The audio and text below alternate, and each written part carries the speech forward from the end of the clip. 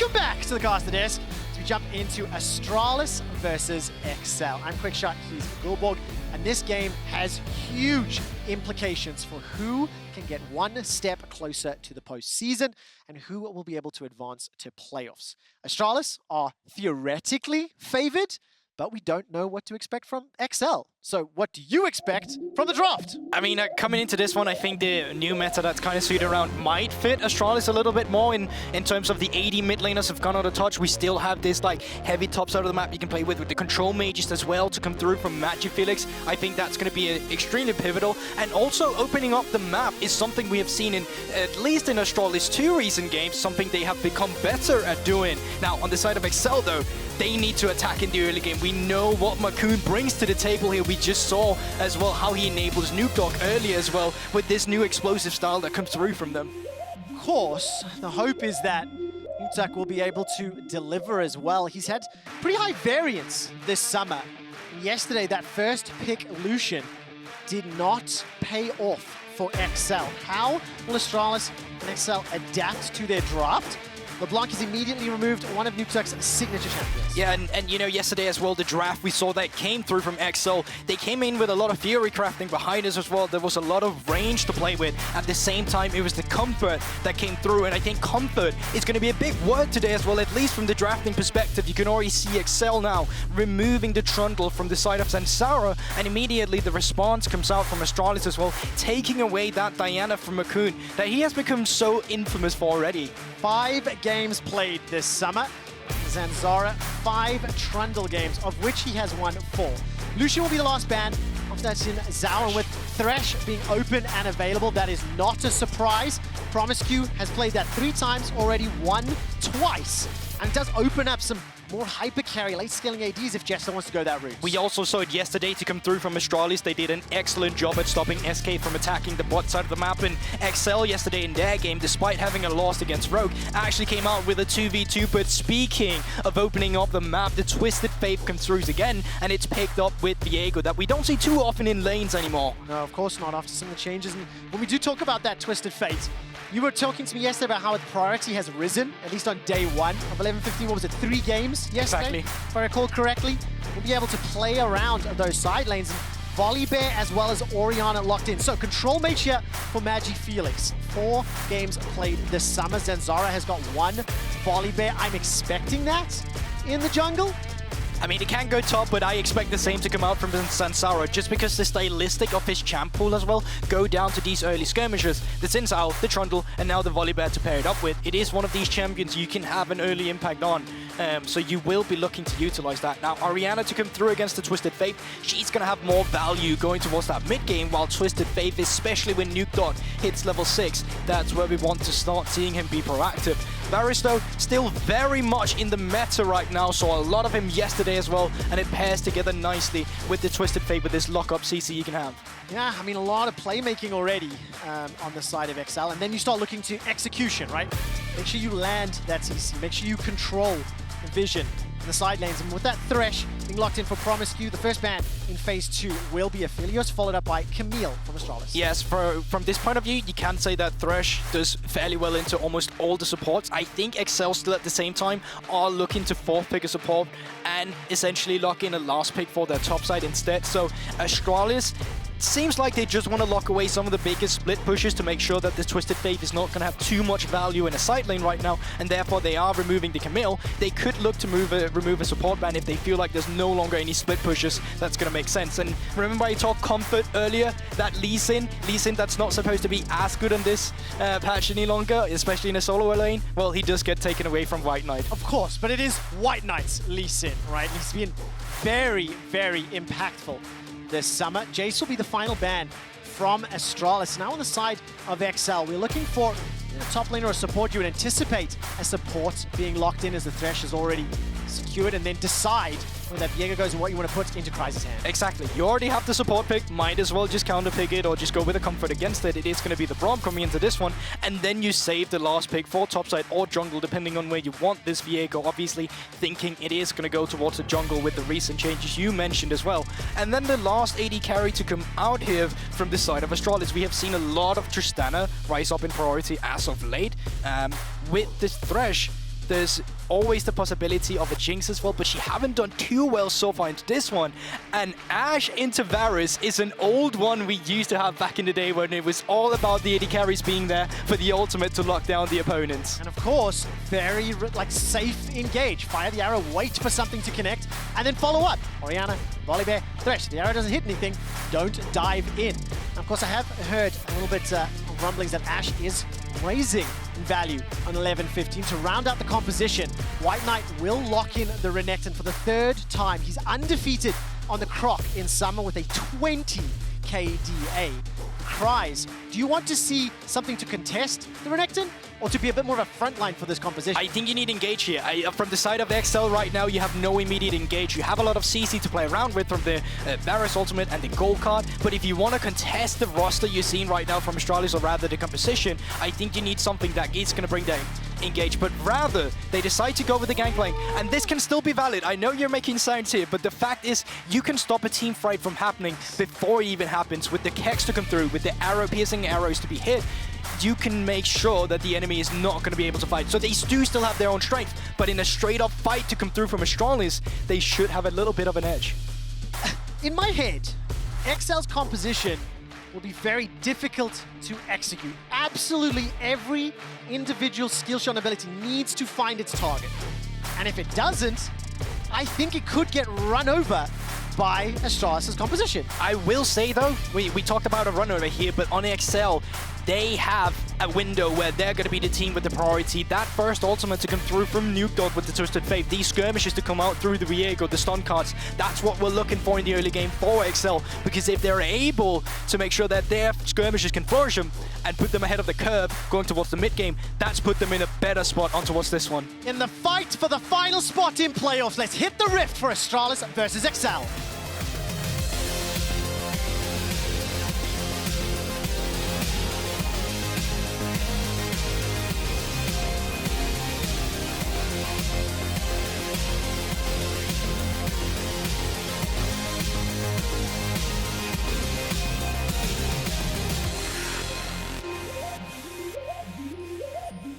Okay, Guldborg, before we dive into gameplay, I do need to just quickly remind all of the viewers what is at stake for each team. I will be reading through a number of one-liners just explaining the stakes, so listen out for the team you're interested in, and of course, you'll be able to follow along. So there's the standings, as you can see on your screen.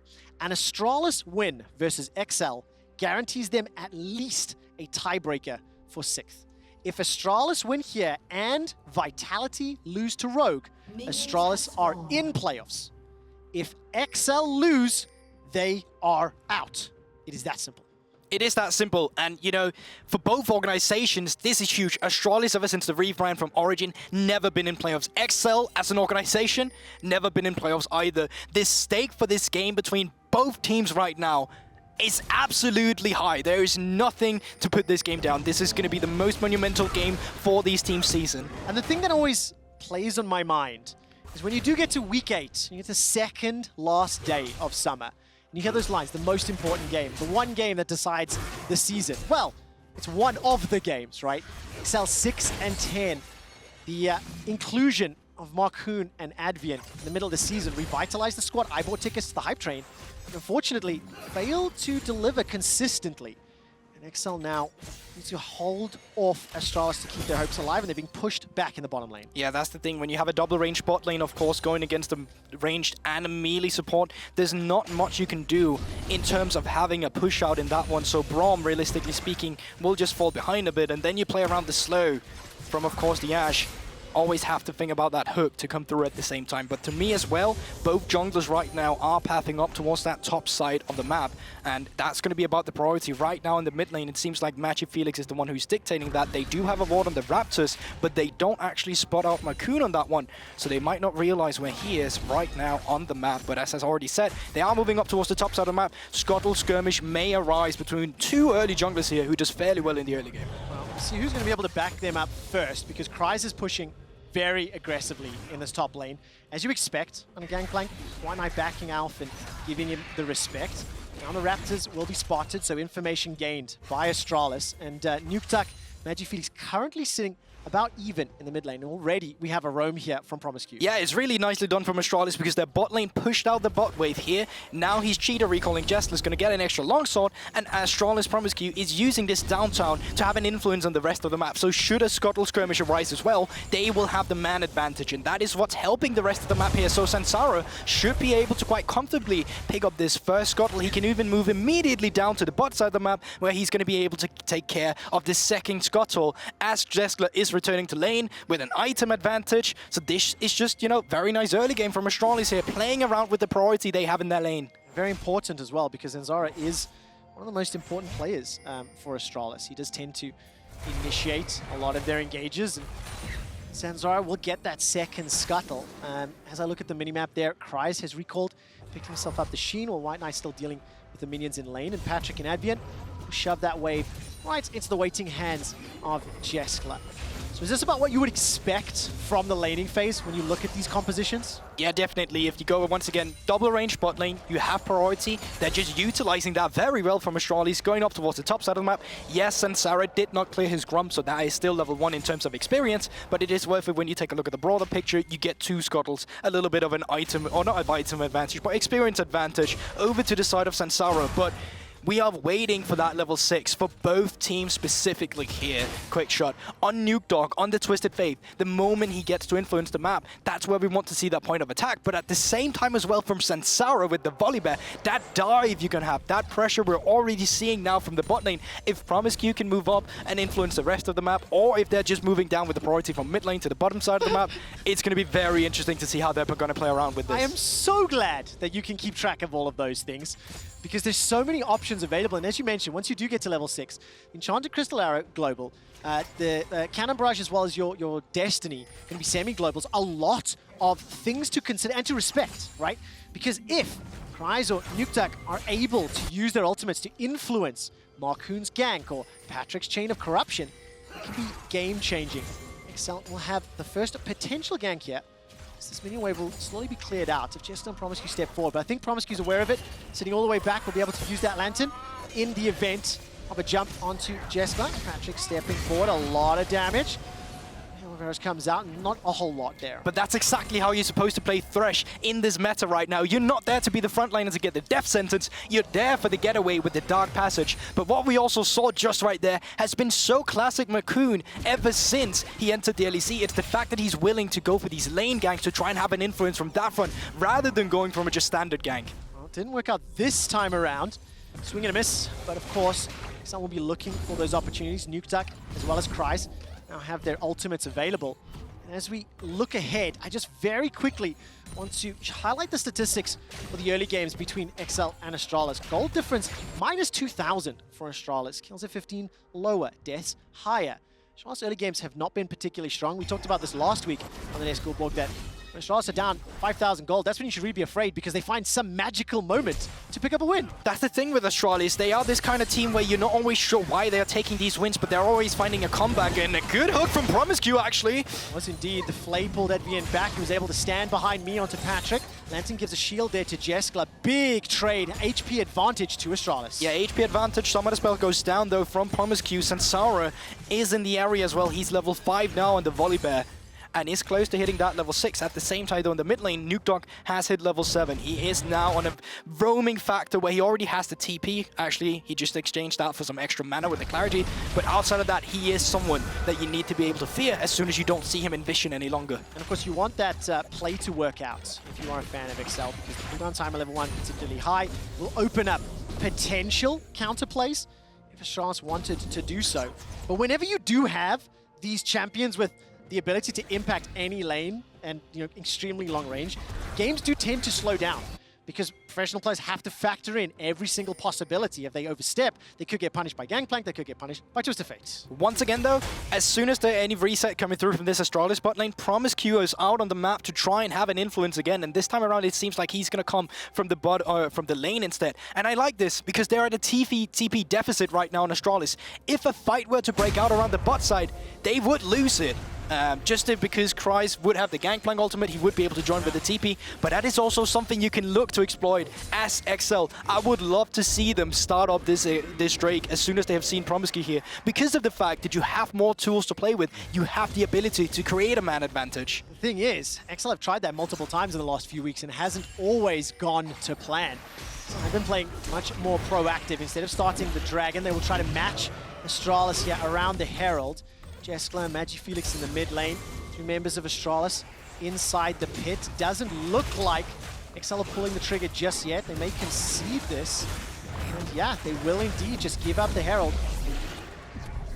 Super smart wrap rotations coming through from Astralis. Once again, they have a TP deficit from the top side, which means with the bot lane, they can never create plays down towards the bottom side of the map. So they're bringing the rotations up towards the top side of the map, where they will be able to get a man advantage because they had a faster rotation. Patrik stacked up a wave, but what do you know? Jeskla still around to pick the entirety of the wave up, so they don't actually lose all too much. Now they just have a Herald. Yeah, I mean, at the moment, Patrik is ahead 20 CS. Jeskla should be able to pick up a bunch, and while, yes, they just have a Herald, it could unlock a lot more. And you think of Gangplank as well as Twisted Fate. If you can push down one of those towers, really helps out Astralis. All right, I don't mean to downplay that Herald. I thought that was an insanely good rotation to come through from Astralis, and the fact they have that now in hand is perfect. Now, the Drake finally comes through from XL now. Would have loved to see this a bit earlier, just because of the fact that they did have that TP advantage, and that was what Astralis played around with. So you could have been first to display a little earlier if you wanted to, but they opted into the trade here instead. But that's still fine for Astralis. They're still looking for this mid-game power spike. Remember, the Orianna, the capabilities of this control mage and how she changes fights that we have seen so many times is only something we're going to be seeing in the mid lane, or mid-game rather. I mean, MagiFelix has had very good performances as well this summer. Opposite him, even on CS, Nukeduck still not fired that Destiny. And stark differences in his wins and his losses. Obviously XL, 6 wins, 10 losses, but kill participation, damage per minute, numbers a lot higher. Will he get involved in this fight? No, because he's been pushed back by MagiFelix. First blood picked up by Zanzarah and Astralis, despite the cannon barrage. Very decisive from Patrik as well, trying to flash over and take a kill on towards Jeskla. Just doesn't have the damage to facilitate it. And now Zanzarah with the Herald in play could be going for a bot side play. On the other hand though, look at Nukeduck in the minimap as well, moving up the top side. You talked about the Destiny. I think we'll be seeing it soon. Oh, Flash and Dominus available for WhiteKnight. He's spotted by the Destiny. The gate has not been opened. It has to the middle lane. They get the teleport out of MagiFelix. That is still a win, a minor one, but will prevent MagiFelix joining plays elsewhere. Of course, the cooldown is much higher, as well as now Nukeduck pushing this wave in. A little extra damage, maybe able to pick up this plate and deny at least a few minions. Yeah, but if you take stock at that, I actually don't know how much they got down towards the bottom side of the map, because they never actually opted into using the Rift Herald. So I'm expecting they got a few plays, but now in the replay, super nice hook from promisq. And once again, Patrik feeling very confident because of the fact that he does have that cleanse, but Jeskla with the defensive flash as well, getting out of there. Patrik not opting in for backing away. He wants to go forward in an important series like today, or I'd rather a game today, but it does not pay off. No, not this time. 11 minutes in, 1 kill to Astralis, 1 Dragon to XL. Gold is dead even. It's a CS advantage in both the top and the bottom lane for XL. However, Zanzarah with the kill in his back pocket, as well as some additional creeps. He's got himself the Divine Sundra already. That could be a little scary if he's able to jump on anybody's heads in the next few minutes. XL will once again now be moving a little bit around. They pushed out that bottom wave. They've set up some vision deep on the bottom half of the map. Nothing's available to take other than the crab. But look at the contrast that the two teams at the same time. XL grouped up as a point of attack towards the mid lane, promisq waiting as a lantern duty instead, so MagiFelix is able to push out the mid lane and get a safe recall afterwards. These two teams are playing into their win conditions or their point of attacks and defenses so well here against each other. Of course, that means promisq really needs to be on point with that lantern. He's only going to be able to save one of the members once XL decide to commit to the fight. And as we continue to scale up here, Destiny 2/3 of the way available, Cannon Barrage as well. Jeskla and promisq, I think we're doing pretty well in this lane, shoving out, controlling it to a degree. Rift Herald is dropped in the mid lane. I like this, into one of the champions that does have those global abilities. Now all of a sudden, promisq's going to be on the menu. Dodges away from everything because there's support coming from the mid lane. Now Advienne's the one that's caught up, flashes over the wall to safety. And again, you can see like trying to make something happen, but dancing on the edge of disaster. Zanzarah just gets completely picked off. And I A strange passage of play. Super disrespectful from the side of Zanzarah, but also an immediate punish to come through from XL. Finds the change and find the burst. I'm not too sure what he tried to do with that ward. No, I mean, a number of positional decisions that didn't pay off. I mean, hopping over the wall, weren't able to chase Astralis, then Astralis chased back. Zanzarah dies to Markoon, so he now is the beneficiary of the kill.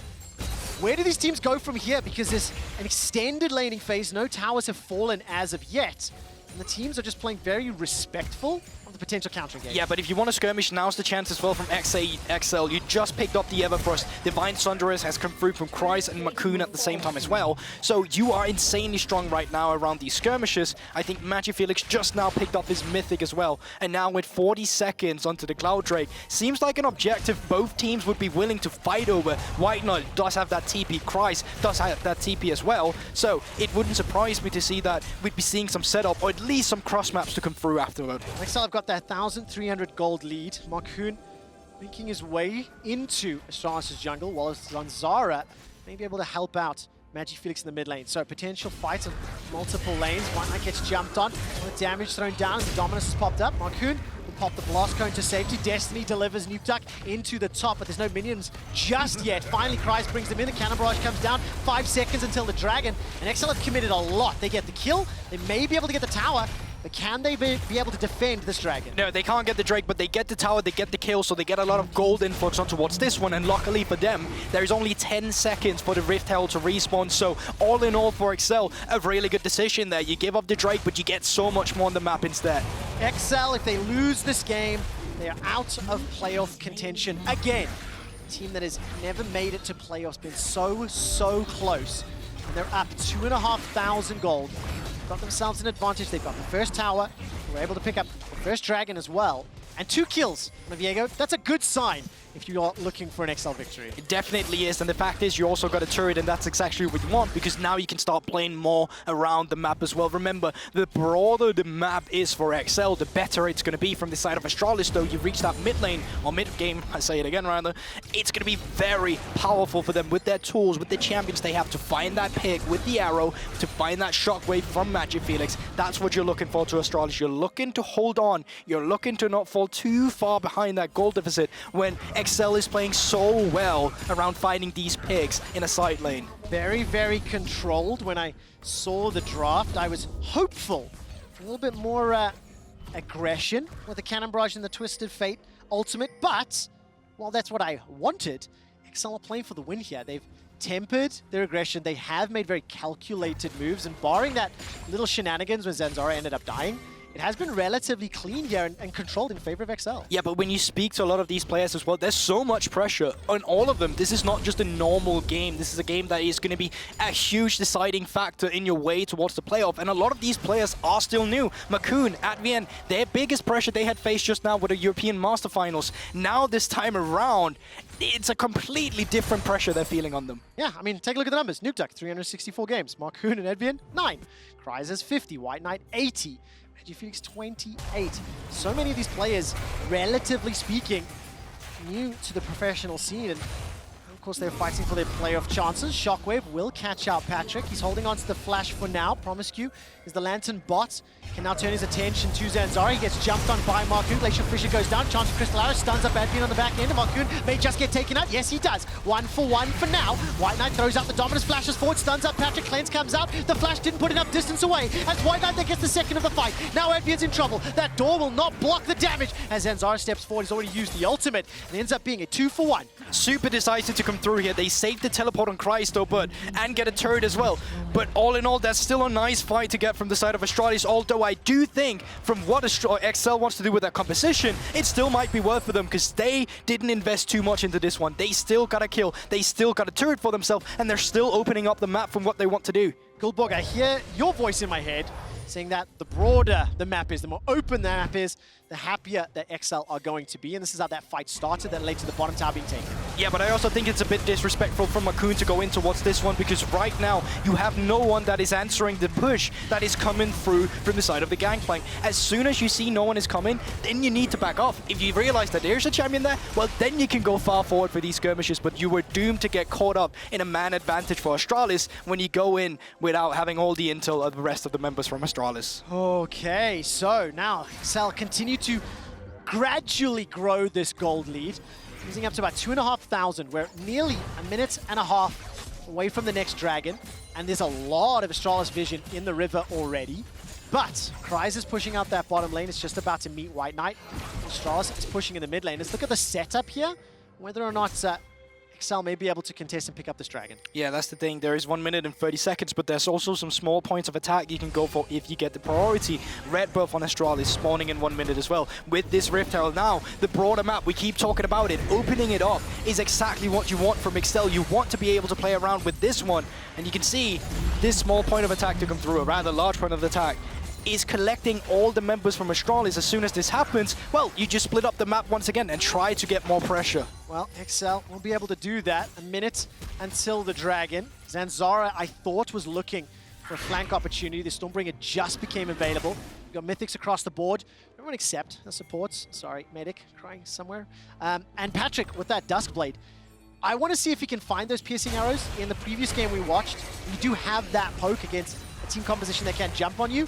You need to make sure you have the vision and make sure you land your skill shot. I will say though, on a Varus especially, when you go for the poke build, it is on you to get the Mirror Mana first. You need to get the Cerildo Scrotch. It is that 3-item power spike you see on the Varus where he just completely take away half of your HP. So it's still some time to go, but yes, you're right. There is poke to play with. And in a broad team fight scenario here from the side of XL, you need to play for the extended team fight, because if you go out for an immediate fight without waiting for the poke to come through first, the amount of damage that might come through from a Shockwave that already has 2 skill points in now from the side of MagiFelix might be too much, and especially WhiteKnight in this Renekton. We saw what he was just able to do. Oh, will Zanzarah bring the storm? The tower's about to be focused down. Markoon jumps onto Zanzarah. Lantern will bring him out to safety. Advienne throws out the Fissure, but it simply doesn't hold them in place long enough. Now Kryze chucks out the Cannon Barrage. They stun up, lock down WhiteKnight. He's chunked down low. He culls the Meek, slices and dices his way onto the Lantern to safety. Nobody has died just yet, but so many ultimates have been used. XL have now started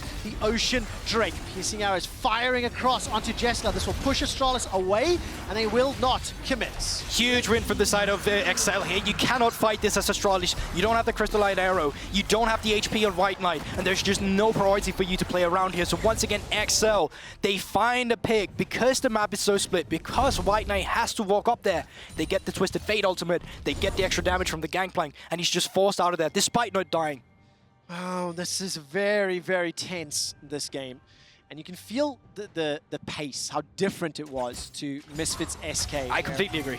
SK, you know, trying to make a statement, trying to show what they've got. Misfits trying to fight for that win for top 4 seeding.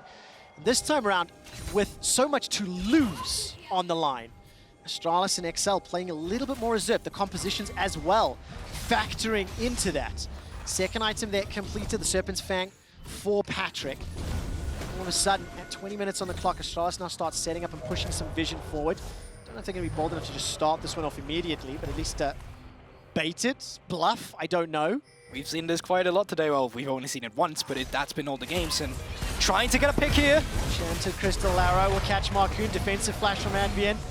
Bring the storm, and it's nothing but a puff of air. Nobody gets caught or goes down. Advienne loses his flash. But I like the setup, and this is exactly what you need to look for as Astralis, because you can already see now, you're losing out on the rest of the map. You're losing out in the side lane, so you have to find a point of attack yourself with the composition that you have drafted for yourself. And now with the arrow to come through, a bit unlucky from the side of promisq. You did not see the Spectral Maw to come through from Markoon, and therefore the hook was just dodged from that side. So nicely done by Markoon. Okay, Guldborg, the gold lead that XL are accruing, plus the dragons, plus the towers.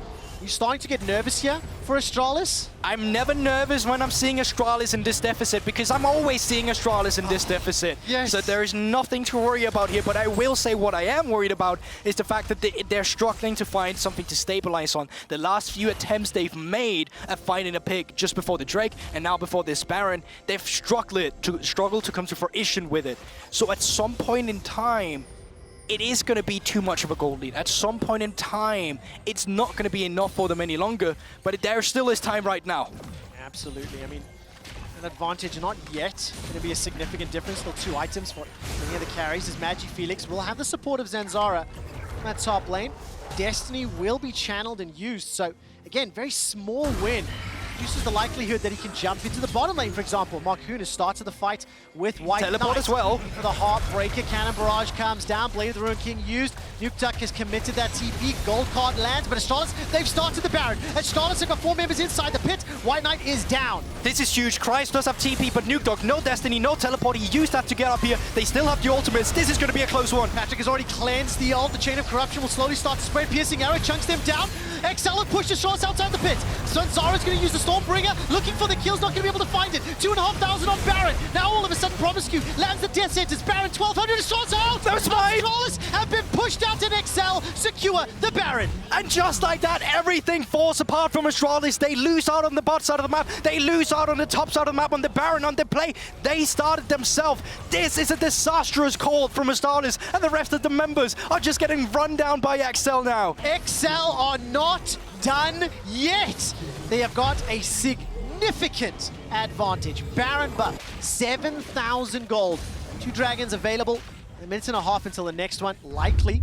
Gonna pick up another tower, and they're able to punish getting into the pit just in the nick of time. I mean, you gotta respect the decisiveness for both teams on towards this one. As soon as they see WhiteKnight is too overstepped, TPs immediately come through. Cannon Barrage is explosive as well. But on the other side of the map, Astralis as well, super decisive.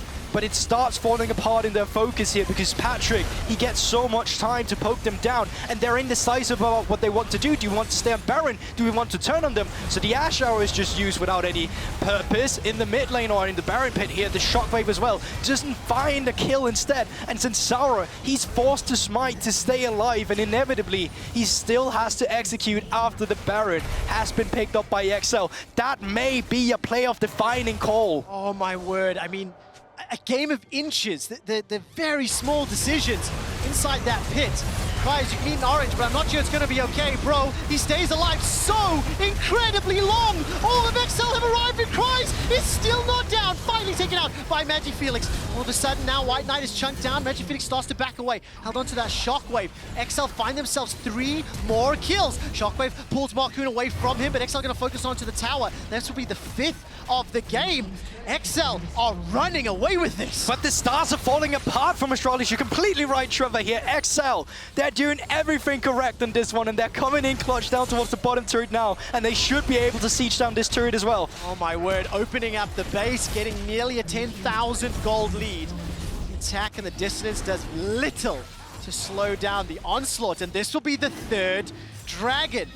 XL, now how did they set up this fight? I'm very impressed by how long Kryze survives. I can't believe he was okay for so long, and this is what we also see so often with Astralis, is that when they are behind, they're decisive about how do we come back, how do we find a pick. This time around though, the rest of XL, they're already there. When the Destiny that came through from Nukeduck, he was able to join the fight up immediately to make sure they're able to take that one. A nice shockwave to disengage from Astralis with MagiFelix there, but out of that, everything went right for XL. All right, XL fans, listen up. If you win here, and you beat G2 again tomorrow, you are guaranteed at least a tiebreaker for 6th place. Now, if they win both of those games and Astralis lose to Vitality, XL, you are in playoffs for the first time ever. In order for those things to happen, XL, you need to close this game out. They are pushing in the middle wave. Markoon's pushing into the bottom. There's no tower, remember. Markoon will get at least a hit. Chain of Corruption tags out Zanzarah. 3.5 items completed for Patrik, just as predicted, Guldborg. Damage unlocked. While that's going on, MagiFelix, no TP, is pushing the top tower and losing his in-hit. Yeah, this is just falling apart from Astralis, and XL, they have every tool to siege up this one. They have the poke, they have the CC, and they have the barrels to play around with the ground. Astralis, they're forced to forfeit all of their base right here. Oh my word. This is just stepping into the MagiFelix and Astralis comfort zone. When it looks so dire and it looks so impossible, this is a team that has managed to find magic moments, crazy outplays, bonkers moves, and literally everybody we've spoken to is like, we just don't really know how they've got 7 wins. It's nonsensical. But at the same time as well, that is going to be so hard for you to replicate now because XL here, they should be able to open up the map. They should be able to split multiple lanes rather than just piling down on one member against 5 members of Astralis. So right now the game is super hard for Astralis. They can't find an ideal teamfight scenario, and even when they do, there's so much gold behind. That's almost a 10k deficit. Yeah, just drop the gold bar on their head, right? You need to get through the gold deficit, the item deficit, the statistics as well. For XL, it's pretty clear as day. Maintain your vision, wait for the next Baron or the next Dragon for the Ocean Soul, which will be, again, gigantically beneficial. And as long as XL don't overextend and don't allow themselves to get run over by the Renekton and the Volibear, they can control this game. Keep your hand on the little brother's forehead and say, you can't reach me. That's what they've got to do for the rest of this game. Yeah, completely right. And you can see the vision they're setting up for themselves as well. They're making sure that no one can come in from a flank. Kryze hovering up towards the top side of the map as well, where no one's going to be able to spot him. And now should be able to clear off this minion wave, but the cannon barrage comes through. Barrage, it does. It forces Astralis back. The battle song is primed and promisq, as well as MagiFelix and WhiteKnight get chunked out by that piercing arrow. 3.5 items completed. Jeskla only 2.5 right now. So far behind in damage. While XL have been able to push Astralis away, they've been able to heal. They're going to teleport. They're coming in from behind. Yeah, TP comes through. MagiFelix just his level 16 as well and finish up Rabadon's Death Cap. So Shockwave could be huge in this fight. Or can he find it? The Stormbringer comes down. The Shockwave catches too. Advienne and Markoon are being forced away while Patrik is being focused down by WhiteKnight. Astralis are pushing forward as Super Minions are on the Nexus. Patrik gets the first kill of the fight. Markoon gets the reset. That's a flash away to safety as well as the Lantern. Zanzarah survives long enough. The death sentence manages to catch out Markoon. It ends up being a 1-for-1 trade. Nexus turrets are being defended, and XL, they're not conceding. Yeah, they're not, but that's a fact. Astralis, they're forced to go back to the Nexus turrets because the rest of the Super Minions are coming in. And now for a 1v1 situation with Baron being respawned with almost 3 inhibitors down. It is only 2 for now, but still the pressure of those Super Minions are on Astralis. And the map state is in favor of XL, with Baron being up with 1 minute for the Ocean Soul. This is a crazy game to have for the playoffs decider. It really, really is. And of course, you know, there's still more games to play, but this one can eliminate XL at least. But I love the fact WhiteKnight TP's in from behind, and you can see what this comp can do when maybe they're not 10k behind, you know? That's the thing, right? Yeah. The fights are close, so close to trading 1-for-1, and you said it perfectly yourself. When they're 10k gold behind, that is absolutely crazy to trade even in, and despite that, XL, obviously they're still coming out ahead. They're finding the turrets afterward. They still have the favorable map state, and right now they are setting up the vision around this Baron. Guldborg, I've got a little tingle. You and I cast Astralis last week, and we talked a lot about this team managing to find comebacks when it should not be possible. I just got a funny feeling this time. That WhiteKnight flank was so close. MagiFelix has got himself the death cap as well. If he can land a Shockwave, Baron is up. Number of flash, Shockwave is up as well. Chance of Crystal Arrow can go out. Nukeduck is in the mid lane, but MagiFelix is inside the Dragon Pits. They're splitting up here, so right now the play is still favoring XL. MagiFelix does have that TP though if they want to contest it, but it looks like they're looking for a steal for Zanzarah. All of a sudden, Nukeduck's going to face off against the mid lane. Gets the gold card down. Wild cards come out. The Shockwave forces out the Hourglass. Okay, Dragon secured. That Soul denied. Defensive flash from MagiFelix, and now the engage goes in. Zanzarah gets stolen! Zanzarah gets the Baron, and now Markoon is being chunked out by Jeskla. Imagine if he had more damage, but he doesn't. That means he's now running for his life. As here comes Nukeduck. Gets the gold card, catches out the bear. And he's going to be able to find the Lantern out to safety. 5 members of Astralis still alive. Markoon trying to close the distance. Enchanted Recall will help out, and promisq's chunked. Astralis get the Baron! That should never be able to happen. That is crazy. The fact that they're able to stop the Ocean Soul, steal the Baron at the same time. XL, everything was in your favor there, and it completely fell apart. I can't believe they decided to flip it. Just get the Baron if that's what you need. Don't be greedy with the objective. Just take one of them. This Soul, this Baron, they're all good, but Markoon, does he not have the smite? He doesn't. He's already used it, and Zanzarah, so easy for him to clean it up. And this is the most illegal part, the fact that all of the members gets out alive. This is a public service announcement. Do not burger flip against the 3 Michelin star chef Zanzarah. He comes out on top, gets the Baron, and I'm going to ask everybody to spam in chat. Who will win this game? AST or XL? It is still favored for XL. Please do not get me wrong. The base is completely open. There are no towers in front of the inhibitors. They are one dragon away from Soul.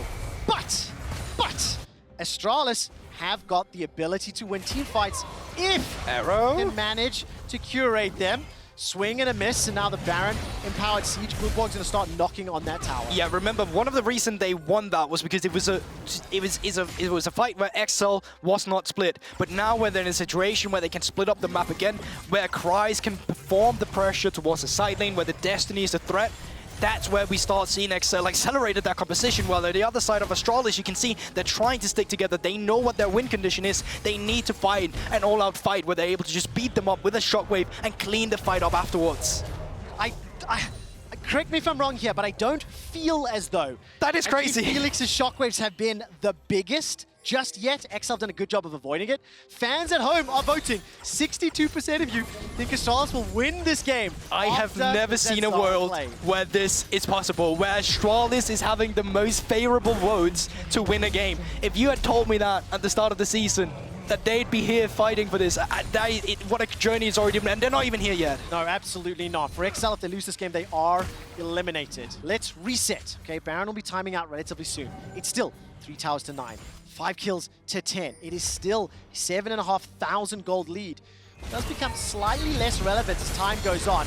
There will be a cleanse forced out of Patrik. The Fisher slows down any further follow-up. All of a sudden, XL start to back away. Gold card onto WhiteKnight. There's a rapid fire cannon here for Nukeduck. Using the spellbook to perfection. That will force out the Dominus. Now it's a fight on multiple lanes as Astralis get themselves a tower. So Guldborg, talk to me about the state of this game. While XL theoretically are in the lead, it's Astralis dictating the pace. They are, but at the same time, they also need to respond to some of the priority that's coming through from Kryze. And remember, they did have the Baron buff. There was a reason they were able to push this far up. And now when we're out on even footing where they no longer have the Baron buff, they still have a base, not completely in shambles yet, where there's free access to every inhibitor. Oh my word, can they get through the beefcakes of Astralis? Flashes are available, ultimates will be shortly. 1:20 until the next Ocean Dragon, that is Soul Point for XL. And of course 2:20 until the next Baron.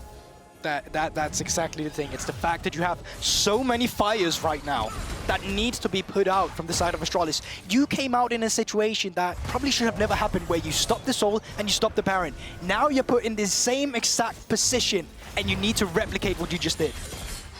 Going to be very difficult, and if it was any other team, it wouldn't be optimistic. But I've seen it happen before. I've seen MagiFelix backdoor and down 10k. 40 seconds until Dragon. XL maintain control of the river. They're going to contest this mid-wave. Piercing Arrow flies wide. Waiting for the cannon barrage. Waiting for the Destinies. Just about to become available for Nukeduck. And Patrik just hit 16 as well. And one of the crucial parts is here that Astralis doesn't have any blue trinkets up and available. So if a Drake was to be started, they have to walk in on it. He was slowed. So close. Patrik wasn't caught out by the Crystal Arrow. WhiteKnight maybe setting up a flank. That's a teleport. Teleport to blue buff. All of a sudden, Astralis are backing away. promisq pulls back MagiFelix. He still gets tagged by the Q from Patrik. Defensive flash. The storm is brought. WhiteKnight may need to get over the wall, but he can't do it just yet. Finally does so. Slices, dices, culls the Meekin, chucks out the Ruthless Predator. Patrik stays alive just long enough with the help of the rest of XL. Death Sentence goes wide. No target is found just yet. WhiteKnight is the first to fall, and look at that damage from Patrik. Markoon flashes over the wall, gets himself the Hourglass Circuit, and now turns his attention over to Jeskla, who's trying to put up as much damage as possible. Holding on to the flash, still has cleanse available. Gold card, cleanse instantly. Biska gets himself the kill there onto Advienne. Now while that's happening, Kryze kills on promisq, and Jeskla will get run down. Not enough members, not enough damage. There's not enough hope. I think XL have done it. That should be it from XL here, and what a crazy disjointed fight that came out here. Astralis became completely split, and Markoon, I don't know if he did that on purpose, but he dodged the shockwave by possessing a soul and then completely taking over the fight afterwards. Jeskla did his best to kite, but it was not enough. XL, they're looking to put themselves in a favorable position. BTXL died for the LEC XL. They stay alive, taking down Astralis as they force their way onto the Nexus. Say it with me, Guldborg. XL Esports, la la la la la. They keep their playoff dreams alive. Oh, They're happy, they're laughing. That game became way crazier than it should have been. The fact they did not get the Baron. The fact they missed out on the Soul. Advienne Markoon was brought into this split team at the middle of the split, and it came with an impossible task to fix the fires at XL, to fix whatever did not work for them. And now they have not done it yet, but they're one step closer in what seemed an impossible task. And what a bitter-sweet scenario to be in. Yes, you took down the team ahead of you, and the one most favored, and the one most likely to take the playoff spot, because now XL, you have the unenviable task of facing G2 tomorrow. You've beaten them once already, but of course, if you take them down, and if you're a fan of XL, then what you need is Astralis to lose to Vitality. I mean, it's great. Kia, player of the game nominees at LEC on Twitter. Kryze, Nukeduck, and Patrik. I will say one thing, because I know I've cut you off a lot. I love this new super weak 8-week format because it always comes down to the last few games. It's also just the fact that our league is so competitive now, and after the break, we will look closer at this game and its impact on the race for playoffs as XL managed to stay alive. We'll see you there. Every game counts.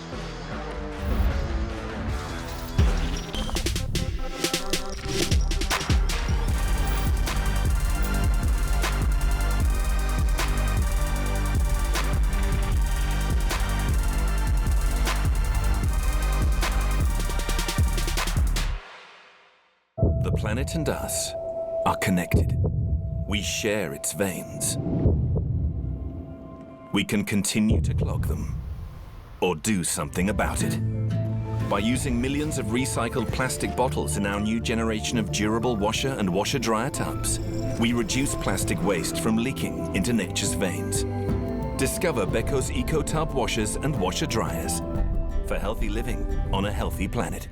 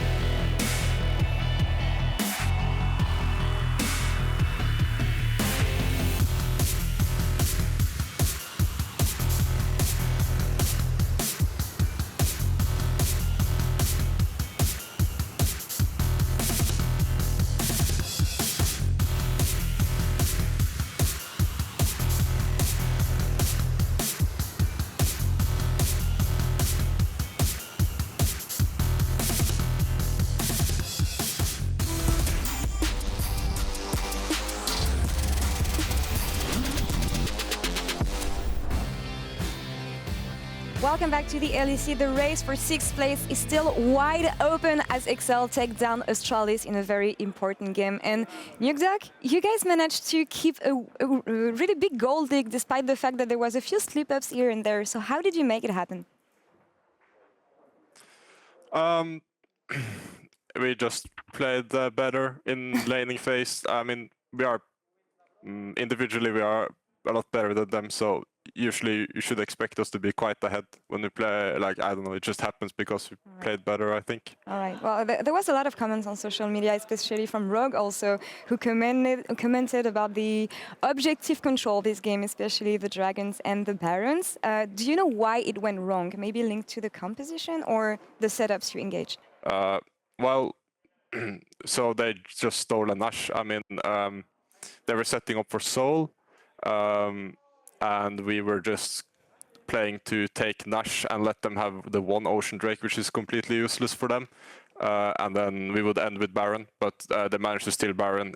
In the end, it was a close call because I decided to ult on MagiFelix and try to kill him while he was fooling Drake. And he survived with low health, and then Zanzarah managed to steal the Baron. So they just kind of they got us good. Like, it was well played by them, but it's also. I mean, I don't think that going for Baron and letting the enemy take one Drake is a bad play, but if someone thinks otherwise, then they can think that. It's a calculated risk, and you know what you were doing, and actually it seems like it was the best thing to do here since you won the game in the end. But how do you feel after a game like this, considering what's at stake? Well, I felt very relieved after the game because I really like playing right now. I think we are playing pretty well. This game, of course, was a lot of mistakes because we were kind of nervous, I think, myself as well, because I was nervous in the way that I was very scared of losing this game because I know we are the way better team than Astralis, and I know that if we would have this roster from the beginning, they would not even have a chance. So for me, it's. If I would lose today, I would just be so sad because we are so much better than them, and I feel like we are the team that deserves to play in playoffs, and just losing would be completely devastating for me. So that's why I was very relieved after the game. Yeah, very, very relieved. I can imagine that it must be a relief indeed. And you know what? I wanted to ask you about the guidance that you can provide the younger players, considering the experience you have. But you told me you were nervous as well. How is the rest of the team? I think everyone kind of we played a little bit weaker game today with the mistakes. It's the situation, you know, that makes me the most nervous, where I feel like I have everything to lose and nothing to gain. That's how I feel about playing this game, and that's the feeling that really takes me. Whereas when I have played in finals, I feel way more kind of relaxed because I feel like I'm playing to win something, not scared of losing something. So in this exact situation, I didn't have much guidance for the boys. Like, we just had to try to pull through.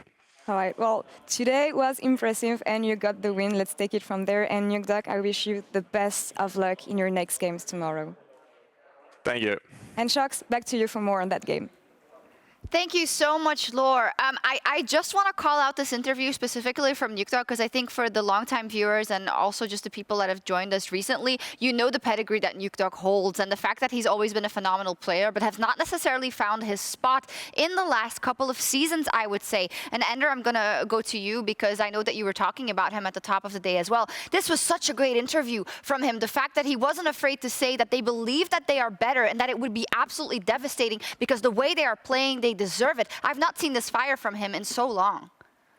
Oh, absolutely. I mean, I just love hearing the confidence coming out from him as well, the cockiness to a degree there too, and his playing the game backed it up. I thought his Twist of Fate was excellent. Some of the picks he was able to find on side lanes, the maneuvering in team fights as well. Like, he is showing up in a big way in Nukeduck that we haven't seen in a couple of years. Exactly. So with that, let's just take tally of the standings. The race for 6th place is now blown wide open. Vitality still can't afford to lose one more game. And tomorrow, Astralis play Vitality and XL play G2. Neither of these three teams will flat out lock with a win. It depends on the other result. So, you know, for all three teams, it's still the same name of the game, keep winning. Let's talk about the compositions. Trouble, I know you've been an XL, I wouldn't say fan, but you were the one that said, I think they should make it. what did you think of the draft today? I mean, yeah, it's fine, guys. If you want, I got 3 tickets left. Unfortunately, Quickshot took another one from me because he wants to like double book, so he has his own space, you know. But I've got 3. If anyone wants to get on the Excel train before it actually leaves to playoffs, please DM me. But yeah, that was such an Excel draft. You know, you've got Markoon or something that's more aggressive in the early game and something that also scales so he can play through the entirety of the game. You've got the Twisted Fate. Something that we're talking about a little bit backstage is how the Twisted Fate didn't necessarily have any strong side lane to play through, but all in all, I feel Nukeduck had a phenomenal game. He showed us a completely Twisted Fate and Caps did, so even though he wasn't as proactive and as active in the early game, I think his late game strategy around how to play the fights worked perfectly. Yeah, it worked out well, and Ender, you were calling out how we saw a similar draft out of G2 yesterday. What did you think about how this one matched up specifically versus what Astralis brought to the board from Excel? Yeah, so Excel copied the homework of the solo lanes from G2, but I think they made a really key distinction in that they don't want to play like hard through the early game. You'll see G2's draft down in your corner of your screen where they had like Lee Sin, Kalista, Leonis, like super powerful bot lane you can play through, ganking jungler too. They're running around mid all the time. No, Excel realized against Astralis, we need to have really strong scaling. So we don't have to get this huge early game advantage through kills. Instead, they have a Viego, great team fighter when he can transform, get resets within it. Patrik on the Varus next to a Braum, a much more passive bottom lane, but of course can be very good at controlling space in fights later. And you can then see how these solo laners start to stack up in the gold. Both of them generate gold through their passives. We saw a couple of moves into side lanes. I think the one thing I wish I'd seen a little bit more from Excel would be playing into a side lane, because Caps' TF wasn't just, you know, running around getting kills in the early game. It was also going down to Wonder and getting kills in those sides. And it was the big Baron fight, I felt like, where Excel had one of their first big attacks going into a side lane. Yeah, let's take a look at that Baron fight then, because this was a situation where, yeah, they really needed it. If you look at the course of how the game was going, talk me through this struggle. Yeah, and I actually got a little bit confused because the Destiny gets popped and then they see that the Renekton is down alone, so Nukeduck has to commit his teleport as well, meaning that they're making a play at the bottom of the map to kill the Renekton with 3 people. Your smite is down there, now Nukeduck is teleportless, and I feel like Astralis are making the right call right here. 3 members of Excel down bot with the smite. They're like, cool, we can melt through the Baron. They have the Orianna, the Volibear, the Ashe. That's a lot of damage, and promisq has ultimate. He has all the tools to stop the Excel roster from coming in. I just feel that Astralis did not necessarily commit enough, and Patrik, with all this poke coming in, was able to dissuade the entire team, ends up killing MagiFelix as well. And by all this time earned from Advienne, Kryze, and Patrik, guess who's back in the fight? Markoon is back there, Nukeduck is back there. They also secure the Baron. Well, the thing is, Astralis, like, they're trying to do the Baron, and they do have damage, but I don't feel like they actually take it quickly enough. Like, in a situation like that, where 3 people are committed into the bottom lane, you have 1 TP coming into the fight, but Twisted Fate actually just used Destiny before that to get away from a top lane gank and didn't have a port to get in there. I feel like Astralis really desperately needed to turn. They have so many good initiation tools, but you have a situation where promisq is sort of halfway trying to zone, you know, them away from the pit. Then both damage dealers are running north away from the Baron pit, and Zanzarah is still like bonking away, and you know, you're not going to be able to solo that one out. So I felt like that was Astralis' first major mistake, where their composition should be seeking out fights like these, and they needed to realize faster that Baron wasn't going down fast enough, and they needed to fight when it was still a 4v3, because as soon as you give Excel enough time to show 5 people up into the fight, that pick in the bot lane is immediately validated, and it becomes a 5v4, and you're just losing every time. Indeed, and for the side of Astralis, unfortunately, they dropped the ball exactly when it's most important for them. As we take a look at this final fight, Trouble, we asked earlier in the season, if Excel managed to make it to playoffs, does Markoon possibly deserve to be Rookie of the Split? So I'm going to put you on the spot. What would you think? All right, that's a yes for me, but we're also going to break down the fight. So you see how Markoon is playing extremely confidently, very close to the Astralis lineup. The poke is coming through from Patrik as well. And the second that the veil goes down and he goes invisible, he sees that WhiteKnight is right behind him. He instantly engages and he makes the call that the Renekton is there, and Excel instantly backs off. Wherever you see Markoon moving, the entire of Excel is following. Sort of like the Buipo effect with Fnatic, and it works here for Excel as well. And you see that as a bunch, all together, grouped up, they are so much stronger. Then he dives in, he goes towards MagiFelix, he almost eliminates the Orianna, and he's like, wait, there's another carry here, this is Jeskla. Then he ends up going to his GA, it's fine. He won enough time to zone away MagiFelix to almost kill Jeskla, who ends up going down to Nukeduck. So all in all, you see that the proactiveness, again, started by Markoon, the call to back off the second they see the Renekton, and once the Renekton is out of the picture, he makes the move himself to not only zone both the carries, but to take them completely out of the picture. And the whole team being on the same page. Nukeduck said, we were just better, we deserved to win, and he won the Kia player of the game, Nukeduck, with 43% of the votes. I think fantastic performance by XL when it was needed the most, and now the playoff race is still wide open, and for Vitality, every game from now on is do or die. When we return, they need to take down the top dogs in the LEC. Rogue, we'll see if they can stay alive.